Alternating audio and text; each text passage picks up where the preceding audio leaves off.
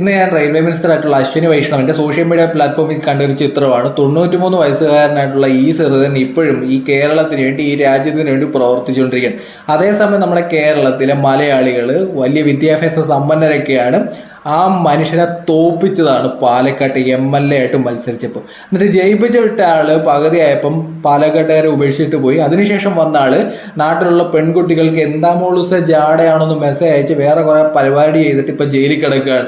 എങ്ങനെ ഇരിക്കുന്നെന്ന് ആലോചിച്ച് നോക്കി. ഇവിടെ കുറെ ആൾക്കാർ പറയാറുണ്ട്, പാലക്കാട്ട് ഈ ശ്രീധരനാണെങ്കിൽ പോലും നമ്മൾ തോപ്പിച്ചു, ജനാധിപത്യം മതേതരത്വം. കേരളത്തിൽ ഏത് പാർട്ടിയും മതേതരത്വം ഉള്ളത്? എല്ലാ പൊളിറ്റിക്കൽ പാർട്ടിയും മതം പറഞ്ഞു തന്നെയാണ് വോട്ട് പിടിക്കുന്നുള്ളത്. ഇവിടെ കേരളത്തിൽ ഒരു മതേതര പാർട്ടിയില്ല. ഈ രാഹുൽ മാങ്കൂട്ടത്തിലൊക്കെ ജയിച്ചപ്പം നമ്മൾ കണ്ടാണ് ഇവിടെ കുറെ തീവ്രഭാവത്തിൽപ്പെടുന്ന ആൾക്കാർ ആദ്യം ആഹ്ലാദ പ്രകടനമായിട്ട് ഇറങ്ങിയിരിക്കുന്നത്.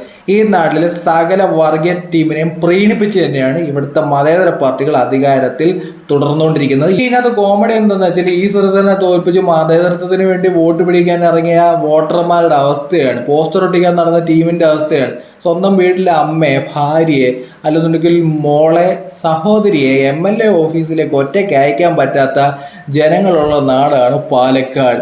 എന്തായാലും നിലവിലെ പാലക്കാട്ടെ മതേതരന്മാരെല്ലാം കൂടെ ജയിപ്പിച്ചു വിട്ട MLA നാട്ടിലുള്ള പെൺകുട്ടികൾക്ക് മെസ്സേജ് അയച്ചുകൊണ്ടിരിക്കുന്ന സമയത്ത് ഈ പ്രായത്തിലൊക്കെ ഈ ശ്രീധരനെ പോലെ ആൾക്കാർ ഇന്ത്യക്ക് വേണ്ടി നല്ല നല്ല പ്രോജക്റ്റ് അവതരിപ്പിച്ചിട്ടുണ്ട്. ഈ രാജ്യത്തിൻ്റെ അഭിമാനമായിട്ട് ആ പ്രോജക്റ്റ് നമുക്ക് കാണാൻ പറ്റുന്ന രീതിയിൽ നിൽക്കുന്നുണ്ട്. ഇതൊക്കെ തന്നെയാണ് വ്യത്യാസം. നമ്മളെല്ലാം മലയാളികളാണെന്നുണ്ടെങ്കിൽ ഇത് പറയാതിരിക്കാൻ പറ്റത്തില്ല കേട്ടോ. ഈ ശ്രീധരനെ പോലെ കഴിവും പ്രാപ്തിയുള്ള ഈ രാജ്യത്തെ ഏത് പ്രധാനപ്പെട്ട ഓഫീസാണെങ്കിലും മുൻകൂട്ടി ഒരു അപ്പോയിന്റ്മെന്റിന്റെ ആവശ്യമില്ലാതെ കയറി ചെന്ന് പാലക്കാട്ടിലെ ജനങ്ങൾക്ക് വേണ്ടി പ്രവർത്തിക്കാൻ പറ്റുന്ന ഒരാളെ തോൽപ്പിച്ചിട്ട്, അതായത് പാൽപ്പായസം കൈ കൊണ്ടു തന്നാലും ചിലർക്കിഷ്ടം.